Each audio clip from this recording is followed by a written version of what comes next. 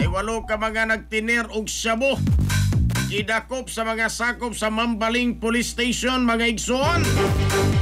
Detalye sa report sa Ronato kini pinagi sa pagpamati ni katrupang Eric Panuno Tamaro. Live report.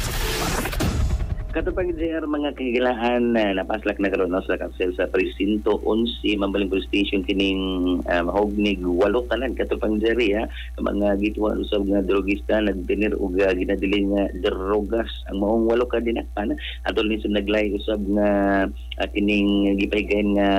anti-illegal drug operation og ingon man katupang JR kini pong papaygayon og Upland Bulabog no di lumbuhon ng mga nagadi usab nga kini pong area sa kining sa police station og dito sitahon ning mga kadudahan og lihok kadto pag Jerry sa mga gining mga aksudagan og ini pong mga nakalapas dunay initial nga kalapasan ang unang dakpan kining upat ka buok kadto mga Jerry diri sa may City Viking Barangay Mambaling kadto mga Jerry gisundan ni sa duha diri sa may City Banjawan Barangay Mambaling og kining laing duha diri sa may kini pong Kaimito Street no Barangay Basa Nicolas Cebu City nakuha gikan sa kining 8 kining mga pipila lang ka mga pakete sa usab nga ginadili nga